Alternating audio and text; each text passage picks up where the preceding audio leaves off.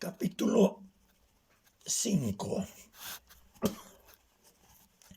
El concepto de vacaciones familiares le resultaba enteramente desconocido. En Brooklyn, cuando era cachorro, a veces había oído que la señora Goodrich utilizaba el término vacaciones, pero nunca de modo que se lo pudiera relacionar con la palabra familia. Interrumpiendo súbitamente las tareas domésticas, mamá San se dejaba caer en el sofá, ponía los pies sobre la mesita y dejaba escapar un largo y apasionado suspiro. Ya está, decía, estoy de vacaciones. De acuerdo con ese uso, la palabra parecía un sinónimo de sofá, o quizás se trataba sencillamente de una manera más elegante de descubrir la acción de sentarse. En cualquier caso, no tenía nada que ver con la familia, ni tampoco con la idea de salir de viaje. Viajar era lo que él hacía con Willie, y en todos los años que habían pasado vagando de una parte a otra, no podía recordar una sola ocasión en que la palabra vacaciones saliera de los labios de su amo. Otra cosa habría sido si Willie hubiese tenido un empleo retribuido en algún sitio, pero salvo por algunos trabajos esporádicos que encontraba por el camino, fregar suelos en un bar de Chicago, aprendiz de recadero para una empresa de Filadelfia, siempre había sido su propio jefe. Para ellos el tiempo discurría sin interrupciones y sin necesidad de dividir el calendario entre periodos de trabajo y de descanso, ni obligación de observar festividades nacionales, aniversarios o fiestas religiosas. Vivían en un mundo aparte, sin ese estar pendientes del reloj ni de contar las horas que tanto quitaban el resto de la gente. El único día del año que destacaba entre todos los demás era Navidad, pero no era fiesta, sino día laborable. Cuando llegaba el 25 de diciembre, por muy agotado o crudo que Willie estuviera, siempre se ponía su traje de Santa Claus y se pasaba el día caminando por las calles, repartiendo esperanza y alegría. Era su forma de honrar a su padre espiritual, decía, de recordar los votos de pureza y sacrificio que había contraído. Mr. Bones siempre había encontrado un poco ñoño el discurso de su amo sobre la paz y la fraternidad, pero por doloroso que a veces resultara ver cómo el dinero que tenían para comer acababa en manos de una persona con mejor posición económica que ellos, era consciente de que Willie no estaba tan loco como parecía. El bien engendra el bien, el mal engendra el mal, y aunque te paguen mal por el bien, no tienes otro remedio que seguir dando más de lo que recibes. Si no, y esas eran las palabras textuales de Willie. ¿Para qué molestarse en seguir viviendo? Ali fue la primera que pronunció la palabra vacaciones familiares. Era el sábado después del Día de Acción de Gracias. Acababa de salir del jardín con una bolsa de plástico transparente llena de restos de pavo relleno. Más milagros de la blanca cocina de Polly. Antes de que le echara la comida en el plato, Ali se puso en cuclillas a su lado y le anunció: «Todo está preparado, Sparky. Tenemos vacaciones familiares. El mes que viene, cuando acabe el trimestre de la escuela, papá nos llevará a Disneylandia. Estaba tan contenta y entusiasmada que Mr. Bond supuso que eran buenas noticias, y como no se le ocurrió pensar que no estaba incluido en el nos de Alice, prestó más atención a la comida que iba a engullir que a las posibles consecuencias de aquella nueva expresión. Tardó 30 segundos en zamparse el pavo y luego, tras beberse a lengüetazos medio plato de agua, se estiró en la hierba a escuchar a Alice, que le estaba contando los detalles. Al tigre le encantaría ver al ratón Mickey y al pato Donald, le dijo, y aunque ella ya había dejado atrás esas niñerías, no dejaba de recordar lo mucho que le habían gustado de pequeña. Mr. Bones conocía el personaje que llamaban ratón Mickey, y a tenor de lo que habían dicho no le causaba mucha impresión. ¿Habíase visto alguna vez un ratón que tuviese un perro? Era ridículo, de verdad, un insulto al buen gusto y al sentido común, una perversión del orden natural de las cosas. Cualquier imbécil sabía que tenía que ser al revés. Los animales grandes dominaban a los pequeños, y no cabía duda de que en este mundo los perros eran más grandes que los ratones. Qué confuso se sintió entonces, echando en la hierba aquel sábado por la tarde de fines de noviembre, al ver el entusiasmo con que Alice le hablaba de su inminente viaje.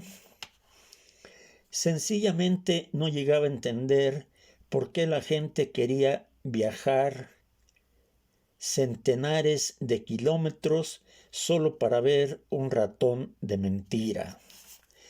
Vivir con Willy quizá no hubiese tenido muchas ventajas, pero nadie podía acusar a Mr. Bones de no haber viajado.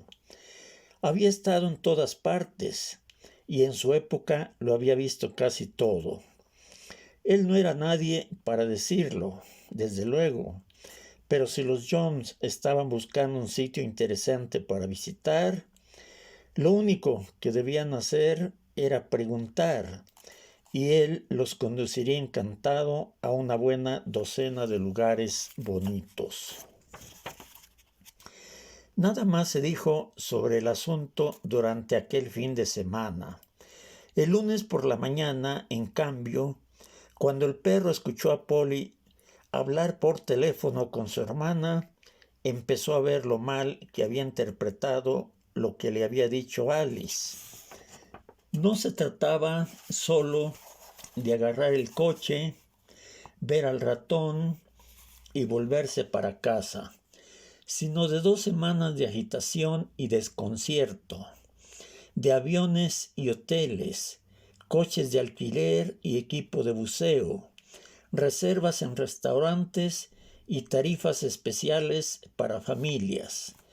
No solo era Florida, sino también Carolina del Norte, y mientras escuchaba a Polly discutir los planes para pasar la Navidad por Peg en Durham, finalmente cayó en la cuenta de que a donde quiera que fueran en aquellas vacaciones familiares, no iban a llevarlo con ellos.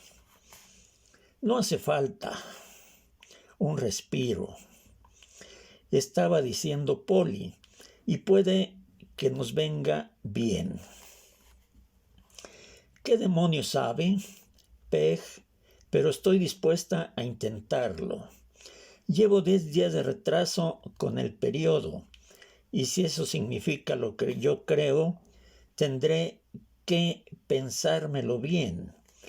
Luego, tras un breve silencio, no, Todavía no se lo he dicho, pero el viaje es idea suya y me parece buena señal. Siguió otra pausa y entonces por fin oyó las palabras que le mostraron el verdadero sentido de vacaciones familiares. Lo dejaremos en una residencia para perros. Me han dicho que hay una bastante buena a 15 kilómetros de aquí. Gracias por recordármelo, Peg. Será mejor que empiece a ocuparme de eso ahora mismo. En Navidad esos sitios suelen llenarse hasta el tope. Se quedó allí esperando a que acabara, observándola con esa mirada estoica y sombría que los perros llevan dirigiendo a las personas desde hace 40,000 años. No te preocupes, Sparkplug, le dijo colgando el teléfono. Solo son 2 semanas. Cuando empieces a extrañarnos, ya estaremos de vuelta. Y agachándose para darle un abrazo, añadió: de todas formas, yo te voy a extrañar mucho, más que tú a mí. Te quiero mucho, perrito mío. No puedo vivir sin ti. De acuerdo, iban a volver. Estaba plenamente convencido, pero eso no quería decir que no hubiera preferido ir con ellos. No es que tuviera grandes deseos de que lo dejaran encerrado en la habitación de un hotel de Florida, ni de que lo metieran en el compartimiento de equipajes de algún avión. Pero lo que más le molestaba era el principio mismo de la cuestión. Willy nunca lo había abandonado, ni una sola vez, bajo ninguna circunstancia, y no estaba acostumbrado a que lo trataran así. A lo mejor lo habían mimado mucho, pero, a su modo de ver, la felicidad canina era más que sentirse querido. También consistía en sentirse necesario. Era un golpe, pero al mismo tiempo sabía que no iba a acabarse el mundo. Eso ya lo había aprendido, y si no hubiesen intervenido otros factores, seguramente se habría recobrado de su desengaño y cumplido su pena de prisión dócilmente y de buena gana. Al fin y al cabo, peores reveses había sufrido, pero 3 días después de recibir las malas noticias, empezó a sentir los primeros retorcijones fuertes de tripa, y en las 2 semanas y media siguientes el dolor se le extendió a las caderas, las patas e incluso la garganta. Malos espíritus acechaban en su interior, y estaba seguro de que Burnside era el culpable de que se hubieran metido allí. El matasanos había estado muy ocupado mirándole las piernas a Polly para reconocerle como era debido, y se le debió de escapar algo. Se le debió de olvidar hacerle algún análisis o examinarle la sangre con el microscopio adecuado. Los síntomas eran aún muy vagos para producir alguna manifestación externa. Ni vómitos, ni diarreas, ni ataques todavía.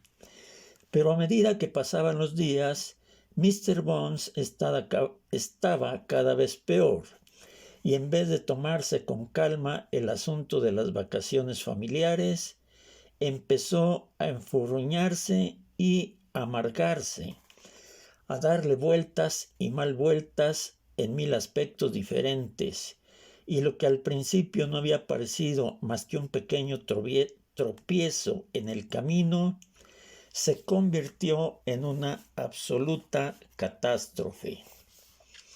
No era la residencia canina o fuera tan mal sitio. Hasta él podía reconocerlo, y cuando Alice y su padre lo dejaron allí el 17 de diciembre por la tarde, Mr. Bones tuvo que admitir que Polly se había informado bien. El refugio canino no era Sing Sing, ni la isla del diablo, ni un campo de internamiento para perros maltratados o abandonados.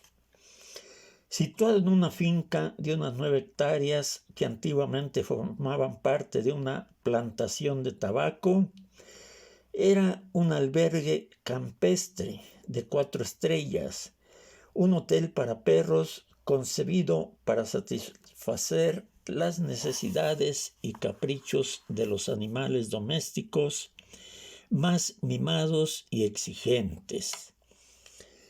Las jaulas de dormir corrían a lo largo de las paredes oriental y occidental de un cobertizo rojo grande y sombrío. Había 60, con amplio espacio disponible para cada uno de los huéspedes. Más amplio, en realidad, que la propia caseta de Mr. Bones. Y no solo las limpiaban diariamente, sino que en todas había una manta recién lavada y un juguete de cuero crudo para roer, en forma de hueso, gato o ratón, según las preferencias del dueño. Más allá de la puerta trasera del cobertizo había un cercado de 1 hectárea que servía de campo de ejercicios. Se podían pedir regímenes alimenticios especiales y daban baños semanales sin costo adicional. Pero nada de eso tenía importancia, al menos para Mr. Bones. Aquel nuevo entorno no le impresionaba, no le suscitó ni la menor muestra de interés, e incluso después de haberle presentado al dueño, a su mujer y a los diversos miembros del personal, todos ellos simpáticos y firmes partidarios de la causa perruna, seguía sin tener el menor deseo de quedarse, lo cual no impidió que Alice y Dick se marcharan, naturalmente, y aunque Mr. Bones se quedó con ganas de lanzar aullidos de protesta por la faena que le habían hecho, desde luego no pudo quejarse de la tierna y llorosa despedida de Alice.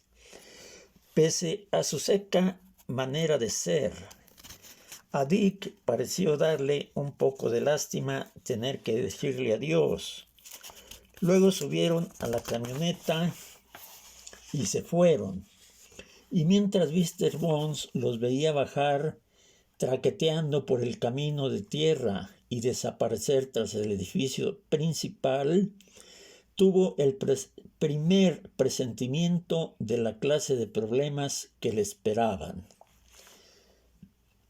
No solo se trataba de la depre, pensó, ni tampoco de que estuviera asustado.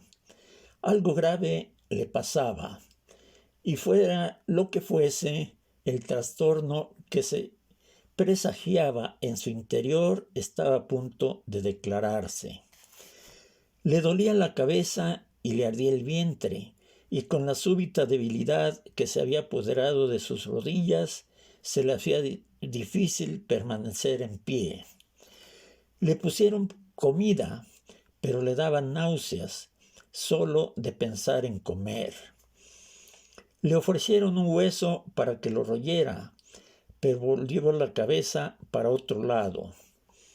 Solo podía tolerar el agua, pero cuando se la pusieron delante, dejó de beber después de dar 2 tragos.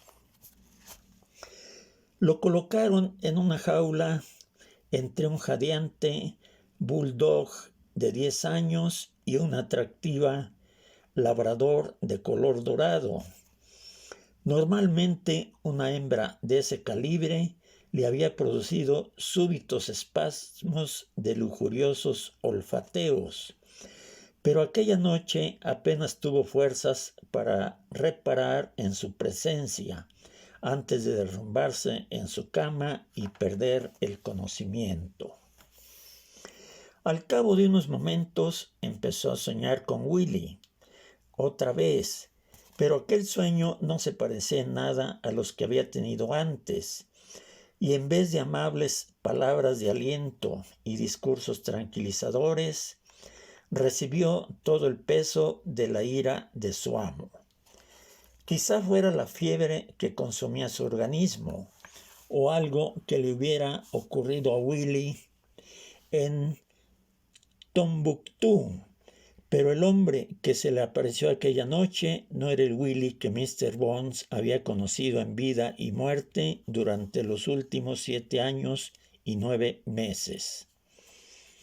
Era un Willy vengativo y sarcástico, un Willy diabólico, un Willy desprovisto de toda compasión y piedad, y aquella persona aterrizó tanto al pobre Mr. Bones que se meó encima por primera vez desde que era cachorro. Para confundir aún más las cosas, el falso Willy tenía un aspecto idéntico al del verdadero Willy, y cuando irrumpió aquella noche en el sueño, llevaba el mismo andrajoso uniforme de Santa Claus que el perro le había visto durante las 7 Navidades últimas.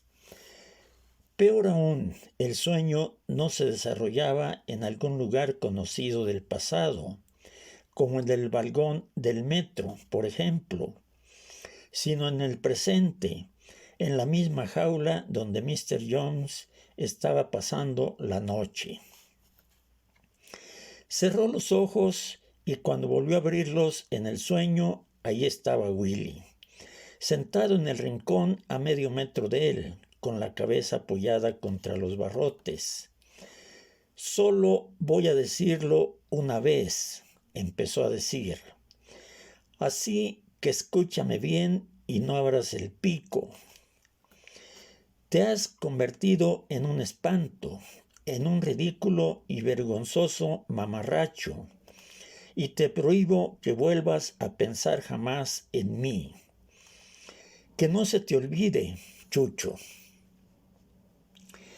Grábalo en las puertas de tu palacio y nunca vuelvas a pronunciar mi nombre ni en vano, ni con cariño, ni de ninguna manera. Estoy muerto y quiero que me dejen en paz. Todas esas quejas, todo ese refunfuñar sobre lo que ha pasado, ¿acaso crees que no lo oigo? Estoy harto de escucharte, perro, y esta es la última vez que me verás en sueños. ¿Has comprendido? Olvídame, cabeza de chorlito. Déjame respirar. Ahora tengo amigos y ya no te necesito. ¿Entiendes? Olvídame y no te metas en mis asuntos. He terminado contigo. Por la mañana la fiebre le había subido tanto que veía doble. El estómago se le había convertido en un campo de batalla donde guerreaban los microbios y cada vez que se movía, que se desplazaba siquiera 5 centímetros de donde estaba echado, le daba otro ataque. Era como si le estallaran cargas de profundidad en las tripas, como si gases envenenados le corroyeran por dentro. Por la noche se había despertado varias veces, vomitando de forma incontrolada hasta que se le pasaba el dolor.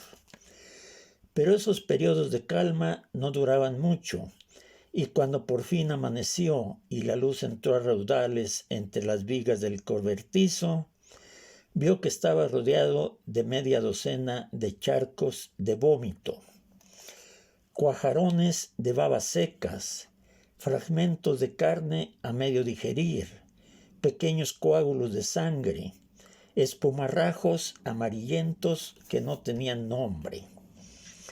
Para entonces ya se había organizado un buen lío en torno a él, pero Mr. Bones estaba demasiado enfermo para darse cuenta. Los demás perros ya se habían despertado y ladraban dispuestos a empezar el día, pero él siguió aletargado sin poder moverse, viendo cómo le habían lo había puesto todo. Sabía que estaba enfermo, pero no tenía una idea clara de hasta qué punto ni de dónde le llevaba exactamente la enfermedad. Un perro se podía morir de algo, así pensó, pero también podía recuperarse y estar como nuevo en un par de días. Puesto a elegir, había preferido no morirse, pese a lo que había sucedido por la noche en el sueño. Seguía queriendo vivir. La inaudita crueldad de Willy le había dejado pasmado, haciendo que se sintiera desgraciado e insoportablemente solo, pero eso no significaba que Mr. Bones no estuviese dispuesto a perdonar a su amo por lo que le había hecho. No se le volvía la espalda a alguien solo porque le hubiera decepcionado una vez. No se hacía eso después de toda una vida de amistad, sobre todo si existían circunstancias atenuantes. Willy estaba muerto, y quién sabía si los muertos no se volvían resentidos y crueles al cabo de un tiempo de haber fallecido. Tal vez, por otro lado, no había sido Willy. El hombre del sueño podía haber sido un impostor, un demonio disfrazado de Willy y enviado desde Tombuctú para engañar a Mr. Bones y volverle contra su amo. Pero aunque se hubiese tratado de Willy y aunque sus observaciones se hubiesen formulado de una manera en exceso hiriente y con mala fe, Mr. Bones era lo suficientemente honrado para reconocer que contenían un elemento de verdad. Últimamente había pasado demasiado tiempo compadeciéndose de sí mismo, malgastando horas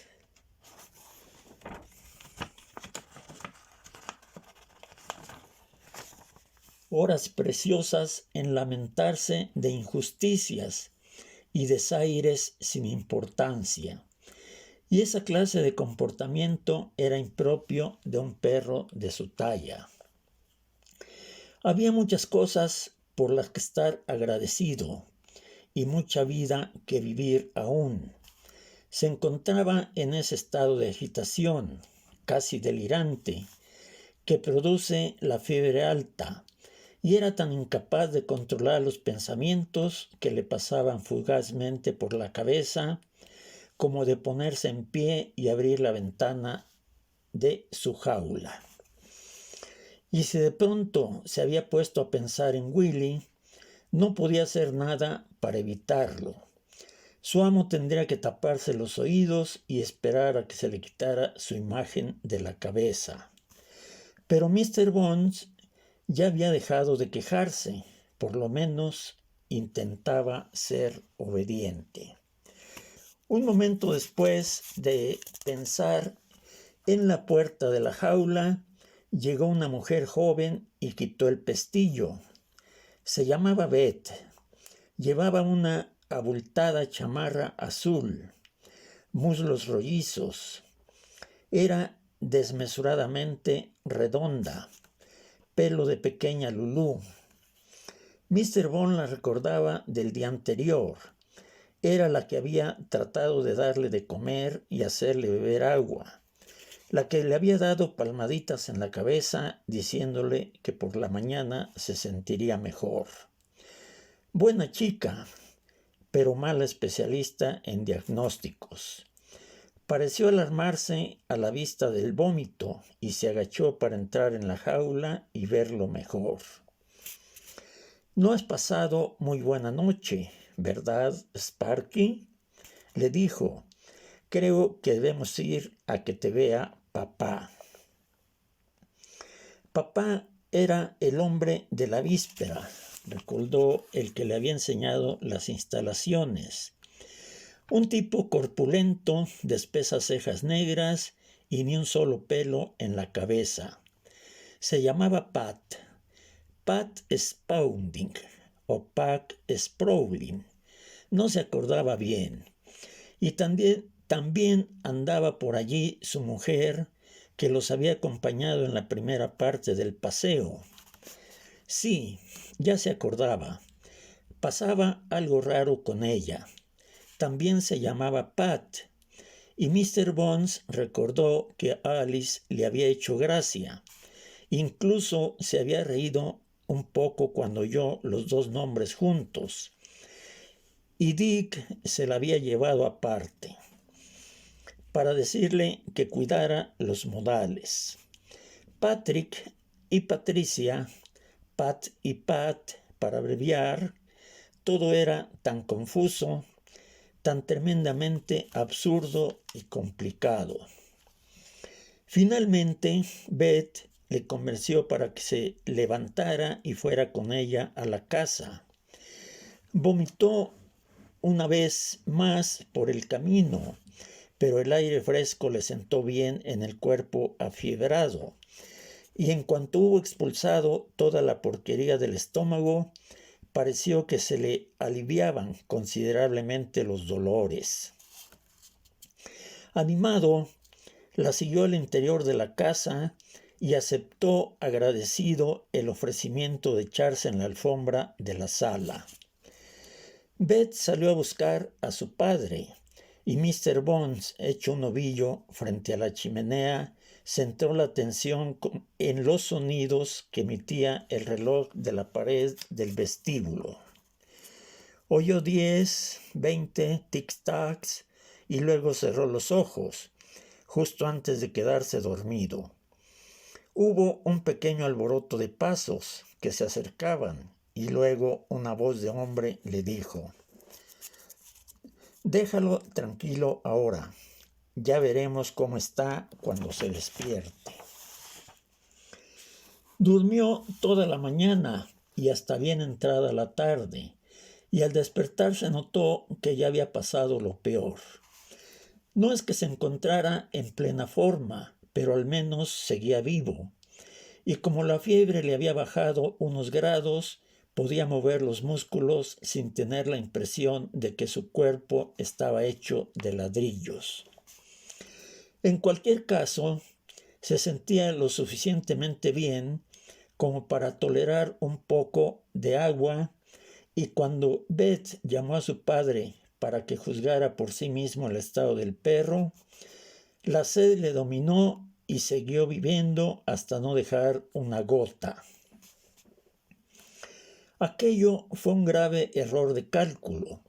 No se encontraba en condiciones de asimilar tan prodigiosa cantidad, y en cuanto Pat 1 entró en la habitación, Mr. Bones devolvió todo el contenido de su estómago en la alfombra de la sala. «¿Cómo me gustaría que la gente no nos largara a sus perros enfermos? Carajo», dijo el hombre. «Solo nos faltaba que éste estire la pata, y entonces nos meterían un buen pleito, ¿verdad?» «¿Quieres que llame al doctor Burnside?», preguntó Beth. «Sí, dile que voy para allá». Cuando se marchaba, se detuvo a medio camino de la puerta y añadió: «Pensándolo bien, será mejor que se encargue tu madre. Hoy hay mucho que hacer por aquí». Eso fue una suerte para Mr. Bones. En lo que tardaron en localizar a Pat 2 y en organizar el viaje, tuvo tiempo de elaborar un plan. Y sin plan, nunca hubiera podido hacer lo que hizo.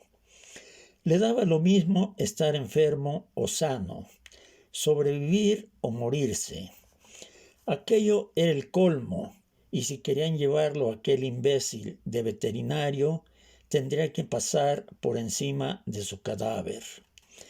Por eso necesitaba un plan, pero solo dispondría de unos segundos para ponerlo en práctica, y debía tenerlo todo muy claro en la cabeza antes de pasar a la acción, para saber exactamente qué hacer y cuál sería el momento justo de hacerlo. Pat 2 era una versión entrada en años de Beth, un poco más nalgona, quizá con chamarra roja en vez de azul, pero daba la misma impresión de capacidad masculina e imperturbable buen humor. A Mr. Bones le caían más simpáticas que Pat 1 y le dio cierta lástima abusar de su confianza, sobre todo después de la amabilidad con que le habían tratado, pero el plan no admitía medias tintas y no había tiempo que perder en sentimentalismos. La mujer lo condujo al coche, sujetado de la correa, y tal como él había anticipado, le abrió la puerta del pasajero para que entrara primero, sin soltar la correa hasta el último momento. En cuanto la puerta se cerró de golpe, Mr. Bones pasó apresuradamente al otro lado del coche y se puso en el asiento del conductor. Esa era la esencia de la estrategia, y la jugada consistía en asegurarse de que la correa no se enganchara en la palanca de cambios, ni en el volante, ni en ninguna otra protuberancia. No se enganchó. Y estar firmemente sentado en su posición cuando ella diera la vuelta frente a la defensa del coche y abriera la puerta del otro lado. Sí lo estaba, así como lo había visto en su imaginación, y así era como pasaba en la realidad. Pat 2 abrió la puerta del conductor y Mr. Bones bajó de un salto. Al tocar el suelo ya iba corriendo, y antes de que ella pudiera atraparlo del rabo o pisarle la correa, había desaparecido. Se dirigió al bosque por la parte norte del edificio principal, intentando alejarse lo más posible del camino. Oyó que Pat 2 le llamaba para que volviera, y un momento después a su voz se uniera la de Beth y Pat 1. Poco después oyó el ruido del motor del coche y el de las ruedas que patinaban en la tierra, pero para entonces ya se había adentrado en el bosque y estaba seguro que no lo encontrarían.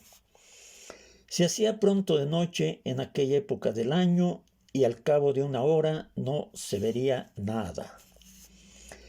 Siguió en dirección al norte, trotando entre la maleza helada mientras la débil luz del invierno se desvanecía a su alrededor. Los pájaros se dispersaban a su paso, elevándose a las ramas altas de los pinos, y las ardillas escapaban corriendo en todas direcciones cuando le oían acercarse. Mr. Bones sabía a dónde se dirigía, y aunque no tenía una idea precisa de cómo llegar, contaba con que el hocico le indicara la dirección correcta. El jardín de los Jones solo estaba a unos 15 kilómetros y calculaba que llegaría al día siguiente o como muy tarde al otro. No importaba que los Jones no estuvieran y no volvieran hasta 2 semanas después. No importaba que su comida estuviera en el garage cerrado y que fuera imposible conseguirla. Solo era un perro, incapaz de hacer planes tan a largo plazo. De momento, lo único que importaba era llegar a su destino. Una vez allí, lo demás se arreglaría por sí solo. O eso pensaba él. Pero la triste verdad era que Mr. Bones había calculado mal. Si hubiera estado en plena posesión de sus fuerzas, no cabe duda de que habría llegado a su destino, pero su cuerpo no estaba a la altura del esfuerzo exigido, y los efectos de tanta carrera y tantos saltos pronto se hicieron sentir. 15 kilómetros no significaban un viaje largo, sobre todo si se comparaba con las descomunales marchas que había emprendido, solo 3 meses y medio atrás, pero ahora caminaba sin nada en el estómago. Y un perro no puede ir muy lejos solo a fuerza de voluntad. Sorprendentemente, logró recorrer casi 3,5 kilómetros en aquel estado de debilidad. Llegó a donde sus patas fueron capaces de llevarlo, y entonces, entre uno y otro paso, sin el menor signo premonitorio de lo que iba a suceder, se derrumbó en el suelo y se quedó dormido. Por segunda vez en 2 noches soñó con Willy, y el sueño fue otra vez diferente de todos los que había tenido antes. En esta ocasión estaba sentado en la playa de La Joya, en California, un sitio que habían visitado en su primer viaje juntos, antes de que él hubiera crecido del todo, lo que le remontaba a años y años atrás, a la época en que todo le resultaba nuevo y desconocido, cuando todo lo que ocurría le pasaba por primera vez. El sueño empezaba a media tarde, el sol brillaba intensamente, había una ligera brisa y Mr. Bones estaba echado con la cabeza apoyada en las piernas de Willy, recreándose en la sensación que le producía su amo al pasarle los dedos por el cráneo. ¿Había ocurrido realmente algo de eso?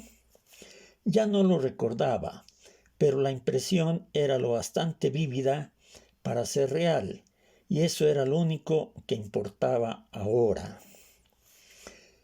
Chicas guapas en trajes de baño, envoltorios de helado y tubos de loción bronceadora, frisbees de color rojo surcando vacilantes el aire. Eso es lo que vio al abrir los ojos en el sueño y podía oler el extraño aspecto y la belleza de todo, como si en parte ya supiera que había traspasado la frontera de la realidad. Todo parecía ocurrir en silencio.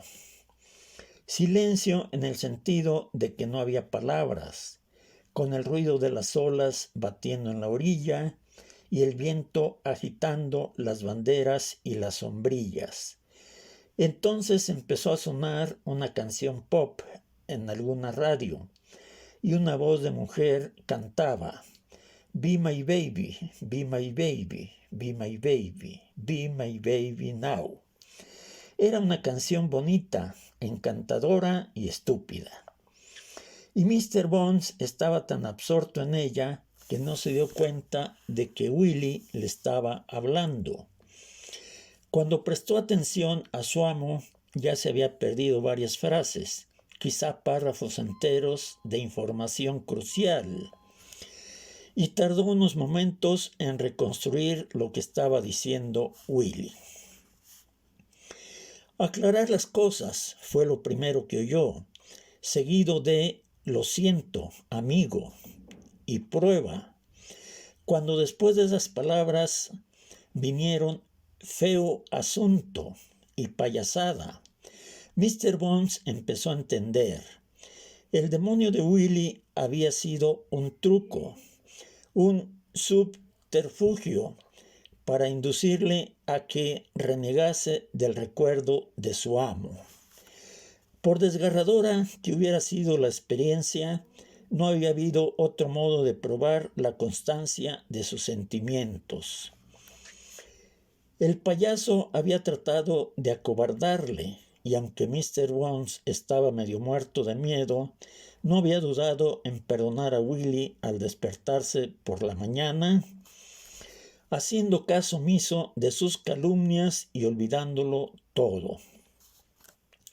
De ese modo, sin saber siquiera que lo estaba poniendo a prueba, había superado el examen. La recompensa era aquella imagen onírica, aquella visita a un mundo de lánguido e inacabable verano, y por agradable y hermoso que fuera el sueño, la oportunidad de disfrutar del cálido sol en una noche fría de invierno no era más que el preludio de otra cosa mucho más importante. ¿Qué cosa?, se oyó decir Mr. Bones, consciente de nuevo de su capacidad de hablar, de formar palabras con la misma claridad y soltura que cualquier bípedo que charlara en su lengua materna. Eso, para empezar, dijo Willy. ¿Eso?, preguntó Mr. Bones, que no entendía nada. ¿Qué es eso? Lo que estás haciendo ahora. No estoy haciendo nada. Solo estoy echado aquí contigo en la arena. Estás hablando conmigo, ¿no? Da la impresión de que hablo. Parece que hablo. Pero eso no quiere decir que hable de verdad. ¿Y si yo te dijera que sí? No sé, creo que me levantaría y me pondría a bailar. Pues empieza a bailar, Mr. Bones. Cuando llegue el momento no tendrás que preocuparte. ¿Qué momento, Willy? ¿De qué estás hablando? Cuando te llegue el momento de ir a Tombuctú. ¿Quieres decir que admiten perros? No todos, solo algunos. Cada caso se trata por separado. ¿Y a mí sí? A ti sí. No me tomes el pelo, amo. Si estás bromeando, no sé si podría soportarlo. Créeme, Chucho, te van a admitir. Ya se ha decidido. ¿Y cuándo tendré que ir? Cuando llegue el momento. Debes tener paciencia. Primero tengo que estirar la pata, ¿no? Así es. Entre tanto, quiero que te portes bien. Vuelve al refugio canino y deja que se ocupen de ti. Cuando los Jones vayan a recogerte, recuerda la suerte que has tenido con Polly y Alice. No se puede pedir más. Son de lo mejorcito que hay, te lo aseguro. Y otra cosa, no te preocupes por ese nombre que te han puesto. Para mí siempre serás Mr. Bones. Pero si alguna vez te da vergüenza, no tienes más que ponerlo en su forma latina y se te pasará. Sparcatus. Suena bien, ¿verdad? El perro Sparcatus. Ahí va el perro Sparcatus, el que con más nobleza menea el rabo en toda Roma. Sí, sonaba bien, muy bien, y cuando Mr. Bones se despertó, nada más amanecer, aún tenía el eco de su voz en la cabeza. Tantas cosas habían cambiado mientras dormía, tantas cosas habían pasado entre aquel cerrar y abrir de ojos, que al principio no notó la nieve que había caído durante la noche. Ni comprendió que el campanilleo producido por la palabra Sparcatus se debía en realidad al crujido de las ramas cargadas de nieve que el viento agitaba despacio sobre su cabeza. Reacio a dejar el mundo de los sueños, Mr. Bones tardó un poco en darse cuenta del intenso frío reinante, y en el momento en que empezó a percibirlo, sintió un calor igualmente intenso. Algo ardía en su interior. El frío estaba fuera y el calor dentro. Tenía el cuerpo cubierto de nieve y la fiebre le había invadido de nuevo, tan virulenta y paralizante como el día anterior. Trató de hacer un esfuerzo para ponerse en pie y sacudirse la nieve del pelaje, pero sus patas parecían de goma y tuvo que abandonar el intento. Tal vez después, se dijo, quizá más tarde, cuando salga el sol y el ambiente se caldee un poco. Mientras se quedó tendido en el suelo observando la nieve.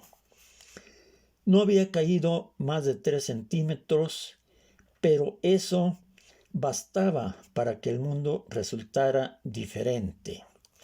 La blancura de la nieve tenía algo de enigmático, pensó, algo misterioso y bello a la vez. Y mientras miraba a 2 parejas de gorriones y carboneros que picoteaban la tierra en busca de algo que comer, sintió que un ligero espasmo de simpatía se agitaba en su interior. Sí, incluso por aquellas inútiles cabezas huecas.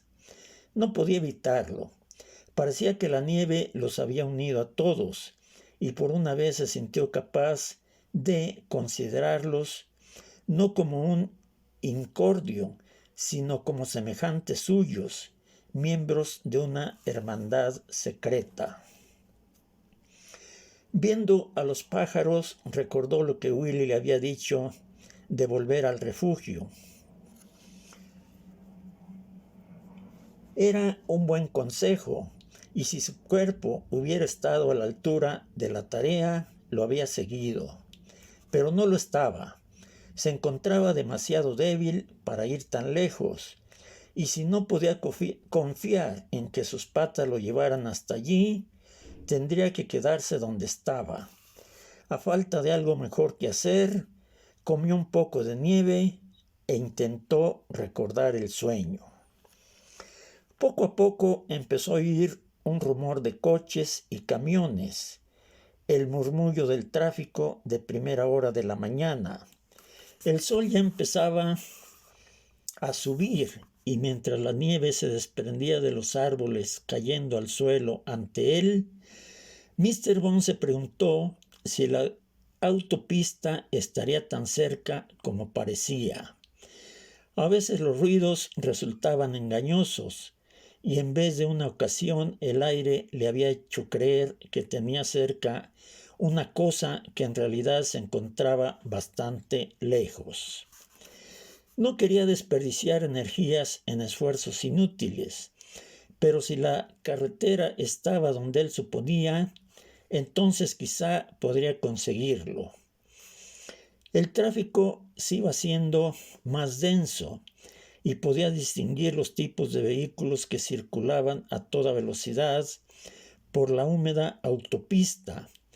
Un cortejo ininterrumpido de coches grandes y pequeños, camiones y camionetas, autobuses de largo recorrido. Al volante de cada uno de ellos iba una persona, y con que solo uno de ellos conductores estuviera dispuesto a parar y ayudarlo, quizá pudiera salvarse. Esto significaba subir hasta la cima de la colina que tenía delante, claro, y luego bajar como pudiera por el otro lado. Pero por mucho que hubiera de costarle todo aquello, no tenía más remedio que hacerlo. La carretera estaba en algún sitio y tenía que dar con ella. El único inconveniente era que debía encontrarla al primer intento. Si se equivocaba de camino, no le quedarían fuerzas para volver a la colina y empezar otra vez.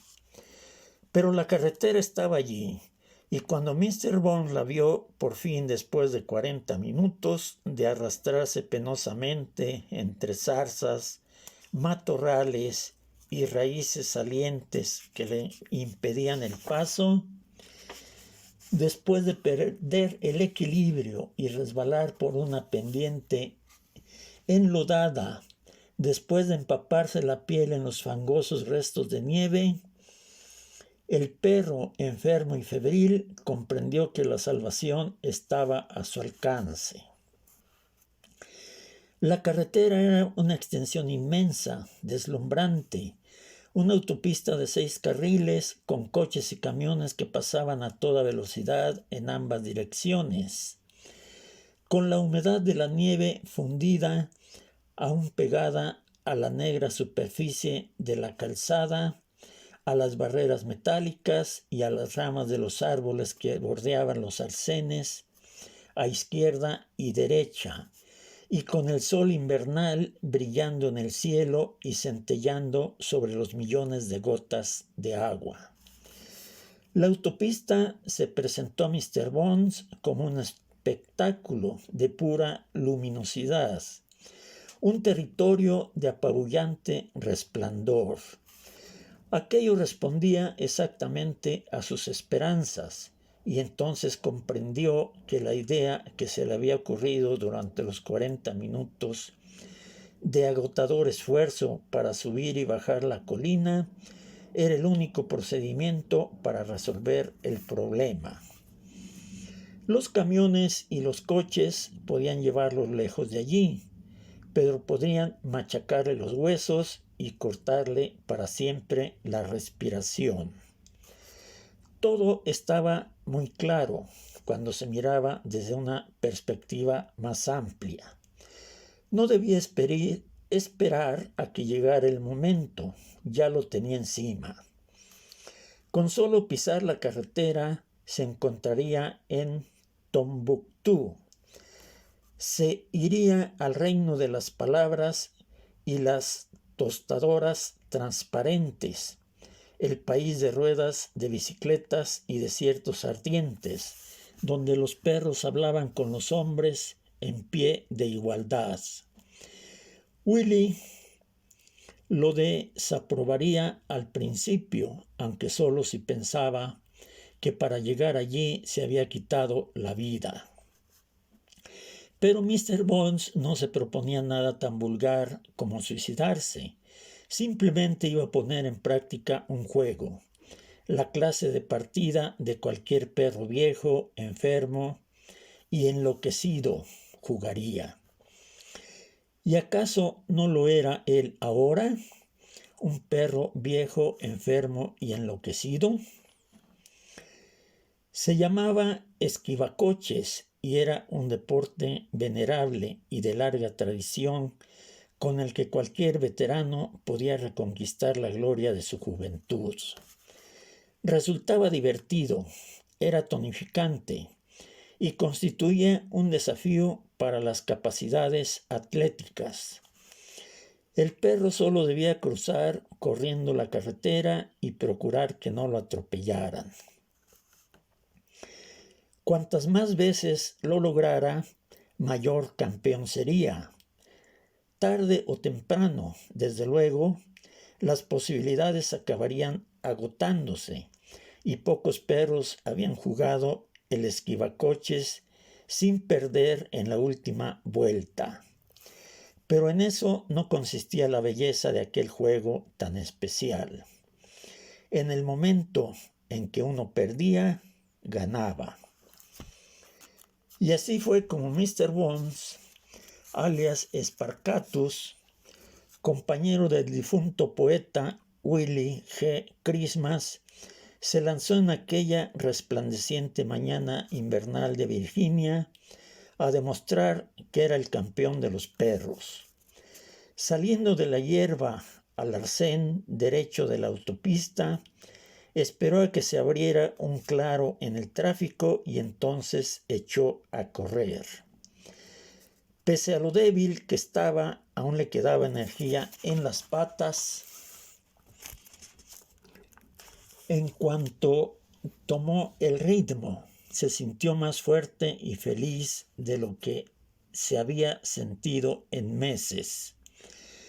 Corrió hacia el ruido, hacia la luz, hacia el resplandor y el rugido que se precipitaba hacia él en todas direcciones. Con un poco de suerte estaría con Willy y antes de que acabara el día.